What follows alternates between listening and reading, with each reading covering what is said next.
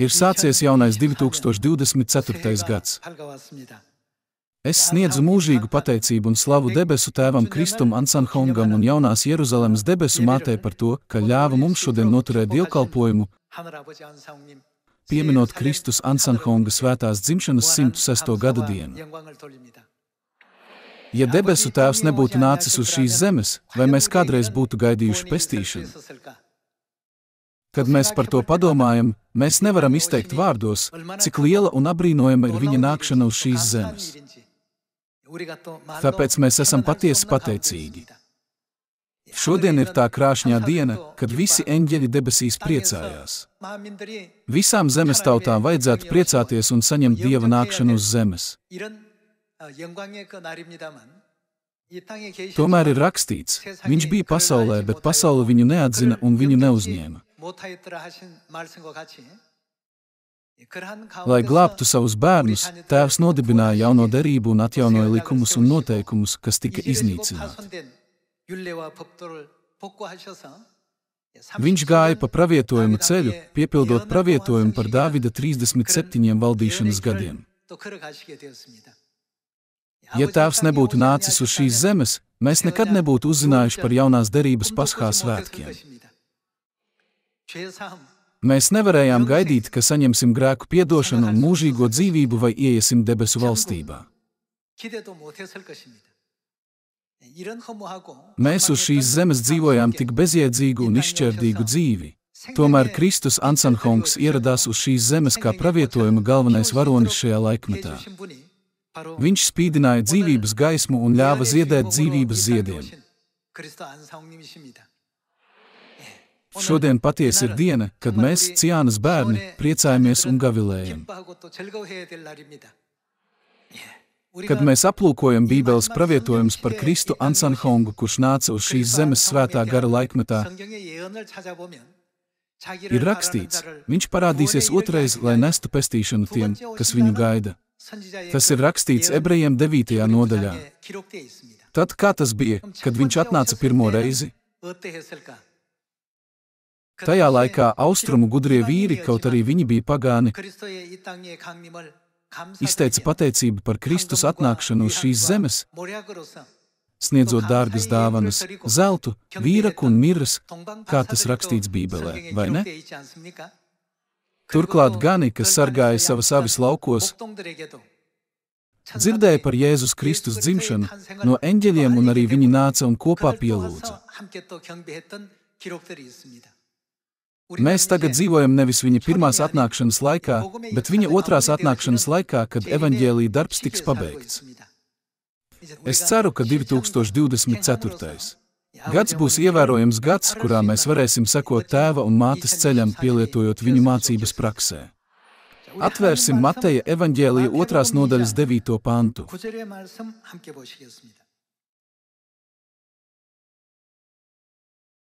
Aplūkosim 2. nodaļas 9. pantu. To no ķēniņa dzirdējuši, tie aizgāja. Un redzi, zvaigzne, ko tie bija redzējuši austrumu zemē, gāja tiem pa priekšu un nostājās pār namu, kurā bija bērns. Un zvaigzni ieraudzījuši, tie priecājās ar varenu lielu prieku.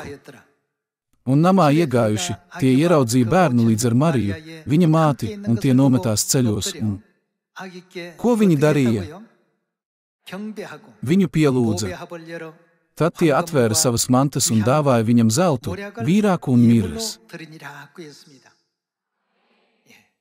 Cik patiesi pateicīgai un krāšņai bija jābūt Dieva nākšanai, ka 3 gudrie vīri no austrumiem klanījās un pielūdza Jēzu un sniedza viņam dārgas dāvanas, zeltu, vīraku un mirras.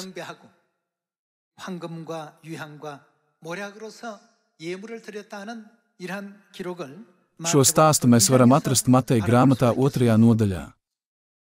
Aplūkosim Lūkas evaņģēlija 2. nodaļas 4. pantu. Arī Jāzeps no Galilejas no Nāceretas pilsētas nogāja uz Jūdu zemi, uz Dāvida pilsētu, vārdā Betlēmi, tāpēc, ka viņš bija no Dāvida nama un cilts, ka pierakstītos ar Mariju, savu sadarināto, kas bija grūta. Un tiem turpat esot, viņai laiks pienāca dzemdēt. Un viņai piedzima pirmdzimtais dēls, un viņa to ietina autiņos un lika silē, jo tiem citur nebija telpas tai mājvietā. Un gani bija ap to pašu vietu laukā, tie, nomodā būdami, sargāja nakti savus lopus, un tā kunga eņģelis pie tiem piestājās, un tā kunga spožums tos apspīdēja, un tie bijās ļoti. Bet eņģelis uz tiem sacīja: nebīstieties, jo redzi, es jums pasludinu lielu prieku, kas visiem ļaudīm notiks.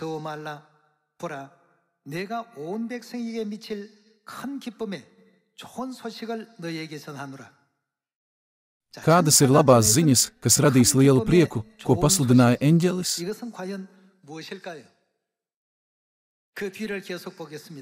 Turpināsim lasīt. 11. pants. Jo jums šodien pestītājs dzimis Dāvida pilsētā, kas ir Kristus, tas kungs. Un to ņemieties par zīmi, jūs atradīsiet bērnu autos ietīt un silē gulošu. Un piepeši tur pie eņģeļa bija debespulku draudze, tie slavēja Dievu un sacīja: gods Dievam augstībā un miers virs zemes, un cilvēkiem labs prāts.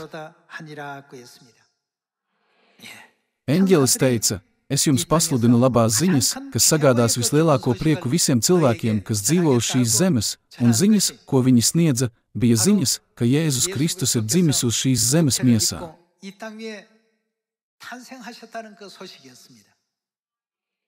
Šodien mums ir neticami priecīga diena, un tā ir patiesi nozīmīga diena, kad mums vajadzētu dalīties šajā priekā ar visiem cilvēkiem visā pasaulē.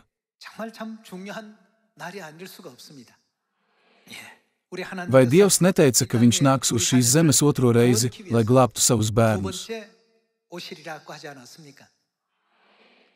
Ja Jēzus nebūtu nācis uz šīs zemes pirms 2000 gadu, vai jaunā derība būtu nodibināta? Tā kā Dievs nāca, jaunā derība varēja tikt nodibināta Marka augšējā istabā. Neatkarīgi no tā, vai pasaule to zināja vai nē, viņš to noteica saskaņā ar pravietojumu. Šī iemesla dēļ mums ir jādalās ar cilvēkiem visā pasaulē ar labo ziņu, ka Dievs nāca miesā uz šo zemi, un jālepojas ar Dievu, kurš nāca uz šīs zemes šajā svētā gara laikmetā.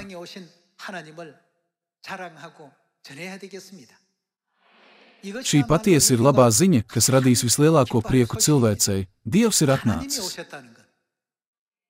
Kā Dievs mums liek rīkoties ar šo priecīgo vēsti par viņa atnākšanu? Viņš mums liek to pasludināt Samarijā un līdz zemes galiem. Tas pats Dievs, kas nāca dēla laikmetā, nāca svētā gara laikmetā. Mums vairs nevajadzētu atrasties laikā, kad viņš nāca pie tā, kas bija savējais, un savējie viņu nepieņēma, bet mums tas ir jāmaina uz laiku, kad visas pasaules tautas viņu pieņēma.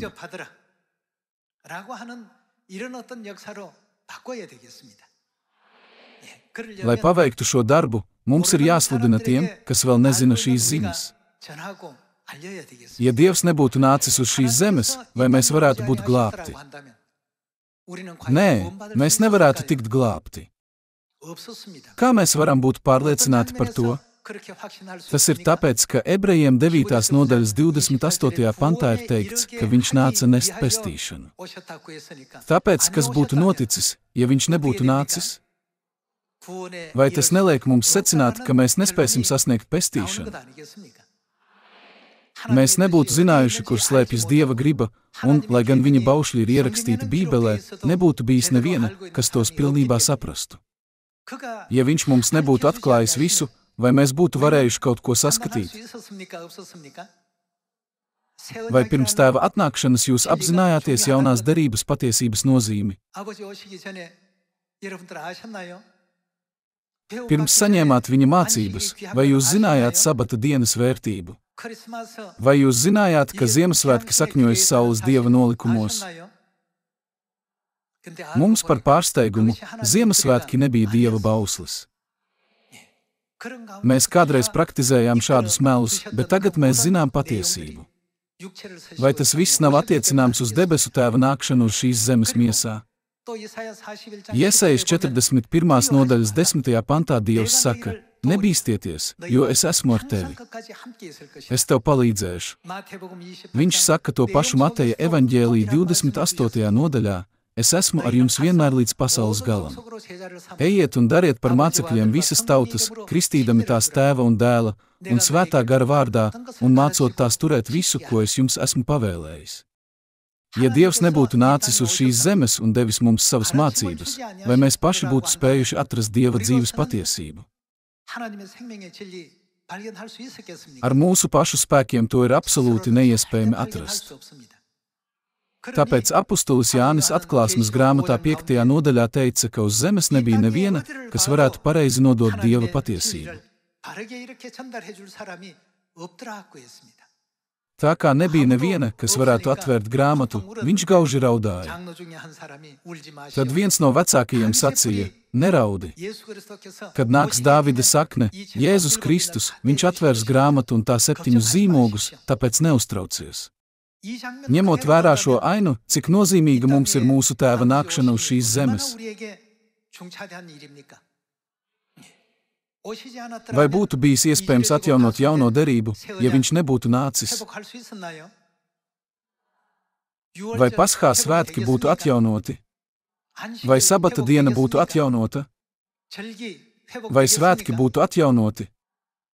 Ja nav svētku, sabata dienas vai Paskā vai ciāna var tikt nodibināta.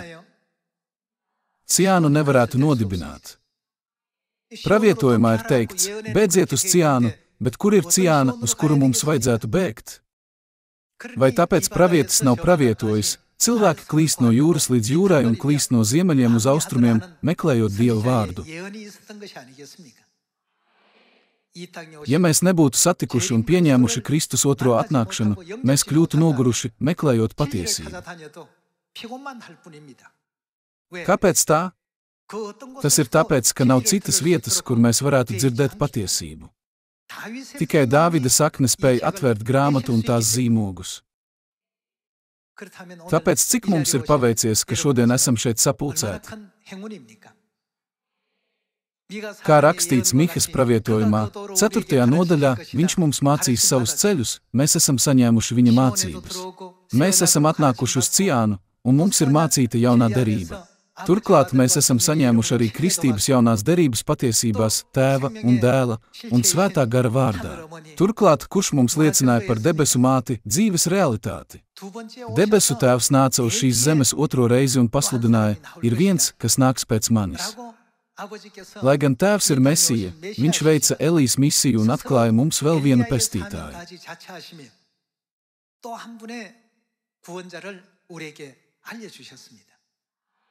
Turklāt viņš mums atstāja šo liecību. Elīsa sekoja. Kam sekoja Elīsa? Elijam, Jozo sekoja Mozum, Pēteris sekoja Jēzum, un es sekoju mātei.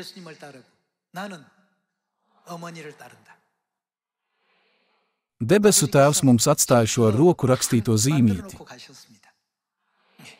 Ja debesu Tēvs nebūtu nācis uz šīs zemes šajā laikmetā, vai jūs būtu varējuši uzzināt par Dieva mātes patiesību?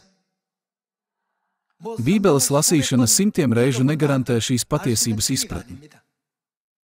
Kurš ir vienīgais, kas var mums atklāt šo patiesību? No pravietiskā viedokļa tas bija Ādams, kas liecināja par Ievas esamību. Ja mēs lasām Bībeli tumsā, ir grūti pat atšķirt priekšpusi no aizmuguras. Mēs nevaram atšķirt, vai tās saturs ir pravietojums, līdzība, atklāsme vai fakts. Mēs varam saprast tekstu tikai virspusēji ar mūsu acīm, bet palikt neziņā par slēpto nozīmi. Tomēr kurš ieradās? Ir pravietots, Dāvida sakne nāks un atvērs šo grāmatu. Bībele, kas bija aizzīmogota, ir atvērta, lai visi to varētu saprast. Tāpēc vai jūs nesaprotat patiesību par Jeruzalemi māti, dzīvības ūdens avotu un debesu ģimeni un zemes ģimeni? Ja debesu Tēvs nebūtu nācis uz šīs zemes, ne jūs, ne es nebūtu varējuši saprast visu šo patiesību. Patiesi, Tēvs nāca uz šīs zemes, lai mūs svētītu. Mēs esam patiesi svētīti cilvēki. Kad mēs pirmo reizi dzirdējām par sabata dienu, Paskā svētkiem un jauno derību, mēs bijām ļoti pārsteigti, bet tagad mēs visi to esam uztvēruši kā pašsaprotamu. Brāļi un māsas, tas nav kaut kas tāds, ko vajadzētu uzskatīt par pašsaprotamu. Tas ir brīnums. Pat eņģeļi ilgojas ieskatīties šajā patiesībā, bet vai viņiem ir atļauts uzzināt šo patiesību? Padomājiet par to, ka šī svētība ir dota tikai mums. Ja nebūtu gara un līgavas, kur gan tie, kas ir garīgi izžuvuši un izslāpuši, dotos saņemt dzīvības ūdeni. Uz zemes nav neviena, kas varētu mums dot dzīvības ūdeni. Tomēr, kurš parādījās Atklāsmes grāmatas 22. nodaļā? Gars un līgava saka, nāc.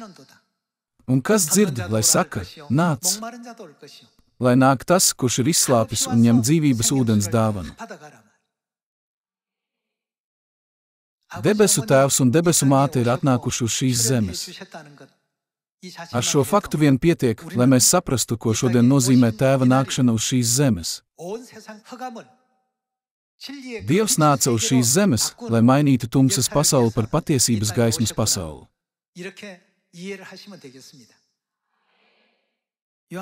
Aplūkosim Jāņa evaņģēlija 6. nodaļas 4. pantu.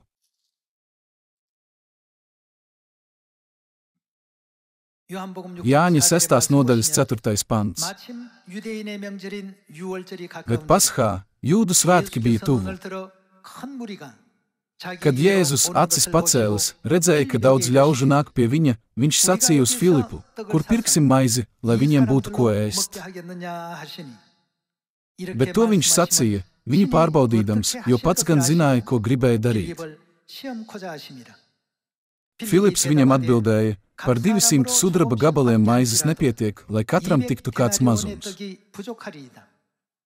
Tad viens no viņa mācekļiem, Andrejs, Sīmaņa Pētera brālis, viņam saka, šeit ir kāds zēns, tam ir 5 miežu maizes un 2 zivis, bet kas tas ir tik daudz ļaudīm? Ēzus sacīja, lieciet, lai ļaudis apsēstas. Bet tur bija daudz zāles tanī vietā.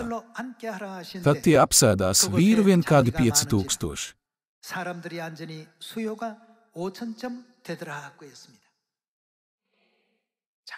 Bija kāds mazs zēns, kuram bija 5 mazas miežu maizes un 2 mazas zivis, un tur bija 5000 liels ļaužu pūlis, kuram nebija bijusi kārtīga maltīte.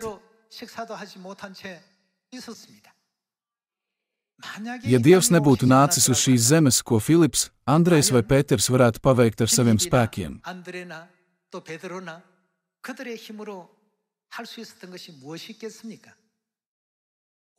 Vai viņiem bija spēja pilnībā apmierināt 5000 cilvēku badu?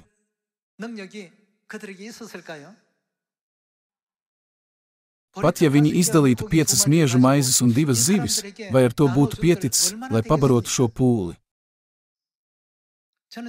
Es bieži pārdomāju šo ainu un domāju, kā mēs varam pabeigt misiju sludināt evaņģēliju 8 miljardiem cilvēku. Tā kā mums ir uzticēta šī dievišķā misija, lai gan mēs esam grēcinieki no debesīm, mūsu pienākums ir to nekļūdīgi izpildīt. Tad, lai sludinātu evaņģēliju visiem 8 miljardiem cilvēku, cik daudz mums vajadzētu sludināt? Un tomēr, ko mēs varam darīt ar saviem spēkiem? Mūsu iespējas ir ļoti ierobežotas, izdalīt tikai 5 miežu maizes un 2 zivis 5000 cilvēku. Tomēr, kad Jēzus teica, atnesiet tās man, un viņi to darīja, kas notika? 5000 cilvēku varēja ēst tik daudz, cik gribēja. Turklāt viņi varēja piepildīt 12 grozus ar pārpalikušajiem gabaliņiem. Tas viss sākās ar nelielu pienesumu, bet radīja milzīgu ietekmi. Kurš ir tas, kas neiespējamo padarīja iespējamu? Tas ir neviens cits kā Dievs. Šādā situācijā, ja viņš nebūtu nācis uz šīs zemes, 5000 cilvēku, kas tur bija sapulcējušies, visu dienu būtu izsalkuši.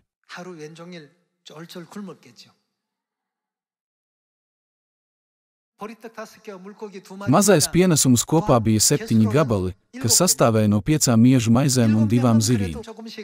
7 cilvēki varēja justies zināmā mērā apmierināti, bet pārējie, visticamāk, būtu aizgājuši sava izsalkuma dēļ. Pieņemsim, ka mums ir jāsludina evaņģēlijs ar mūsu pašu spējām un jāmāca Dieva vārds un garīgā barība, kas mums ir. Ja mēs to sadalītu visiem 8 miljardiem cilvēku uz zemes, cik daudz mēs varētu dot? Tomēr Dievs saka, es jums palīdzēšu. Lūdzu, rūpīgi pārdomājiet viņa vārdus, es jums palīdzēšu. Ja ar to mēs varam tikt galā paši, vai mums būtu vajadzīga palīdzība? Mums nebūtu vajadzīga palīdzība. Tomēr tas ir kaut kas tāds, ko mēs absolūti nevaram paveikt paši. Kāpēc mums vajadzētu lūgt, Tēvs, lūdzu, palīdzi man? Man ir vajadzīga tava palīdzība. Tad notiks brīnumi, kā piemēram, tiks pabaroti 5000 cilvēku ar 5 miežu maizēm un 2 zivīm, un tad pat savākti 12 pārpildīti grozi ar pārpalikumiem. Iemesls, kāpēc Tēvs un Māte atnāca uz šo zemi, bija, lai palīdzētu mums, kuriem ir vajadzīga palīdzība un kuriem daudz kas trūkst, vai ne? Vai ir kāds cilvēks, kas spēj paveikt darbu, ko ir paveicis Dievs? Neviens cits kā Dievs nevar paveikt šādu darbu. Šis visvarenais Dievs nāca uz šīs zemes un nodibināja šo baznīcu. Viņš mums mācīja patiesību par jauno derību un deva mums pilnīgu izpratni par debesu māti. Caur debesu māti mēs varam pabeigt pēdējo pestīšanas darbu un atgriezties mūžīgajā debesu valstībā. Kurš ir tas, kurš mums atvēra šo patiesības ceļu?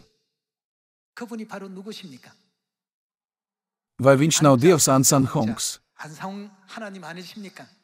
Tāpēc mums ir jāsludina visiem cilvēkiem labā vēsts, kas sagādās lielu prieku visiem cilvēkiem, Kristus Ansan Honga nākšana uz šīs zemes. Pravietis Jesaja mūs apgaismoja Jesajas grāmatā 40. nodaļā, ka mums visiem vajadzētu pacelt savu balsi un liecināt visiem cilvēkiem, ka Dievs ir ar mums uz šīs zemes.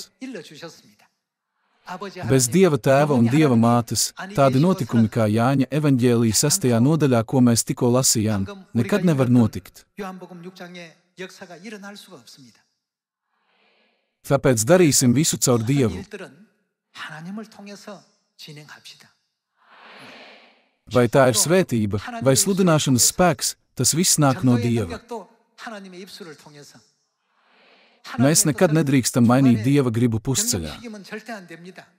Kad mēs uzticīgi nododam Dieva svētību vārdus tādus, kādi tie ir, Dievs ir ar mums, Dievs, kas var mums dot iespēju vienā mirklī izpildīt šo evaņģēliju Samarijā un līdz zemes galiem, ir ar mums.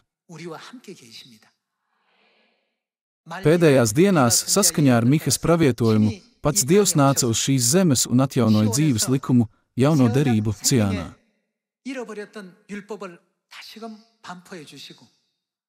Vai tas nav Kristus Ansan Hongs, kurš piepildīja pravietojumus par Dāvida 40 gadu valdīšanu, 3 gadus viņa pirmajā atnākšanā un 37 gadus viņa otrajā atnākšanā? Kristus Ansan Hongs ir ieradies uz šīs zemes ar jauno Jēzus vārdu saskaņā ar visiem Bībeles un praviešu pravietojumiem. Ja jūs nebūtu saņēmuši mācības no debesu Tēva, vai jūs būtu spējuši atpazīt debesu māti? Padomājiet par šīs zemes principiem. Fiziskā dzīvība tiek dota visai cilvēcei caur viņu fiziskajām mātēm. Tāpat, kurš var iegūt mūžīgo garīgo dzīvi debesīs bez garīgās mātes? Dievs radīja zemes lietas kā debesu lietu kopiju un ēnu. Brāļi un māsas, kura vārdi ir ierakstīti Bībelē. Bībele saka, ka Dievs ir ķēniņu ķēniņš un kungu kungs.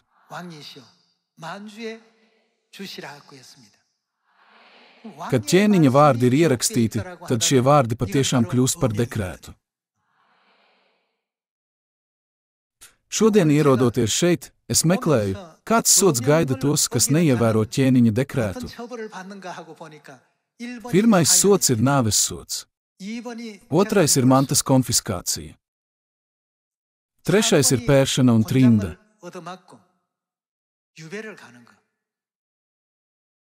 Ir teikts, ka ne pats cilvēks, ne viņa ģimene nevarēja dzīvot pareizu dzīvi tajā valstī. Tas parāda dekrēta smagumu. Tad, ko mums vajadzētu darīt ar Dieva dekrētu? Ir Bībeles panti, ko mēs lasām katru dienu. Mateja 28. nodaļa, Galatiešiem 4. nodaļa, 26. pants, 1. Mūzus 1. nodaļa 26. un 7. pants, un Efeziešiem 1. nodaļas 27. pants. Mums nevajadzētu uzskatīt šos fragmentus kā tikai teikumus, bet drīzāk pārdomāt, kas ar mums notiks, ja mēs neturēsimies pie šiem dekrētiem. Visvarenais Kristus Ansanhongs. Šodien mēs esam dziļi pateicīgi par tavu atnākšanu uz šīs zemes. 2024. gadā es patiesi izsaku pateicību un godību debesu Tēvam par nākšanu uz šīs zemes. Es vēlreiz izsaku sirsnīgu pateicību un godu Tēvam par viņa atnākšanu. Cerot, ka mūsu debesu ģimenes locekļi izplatīs debesu Tēva un debesu Mātes godību visā Samarijā un līdz zemes galiem, es vēlētos noslēgt šodienas sprediķi. Liels jums paldies!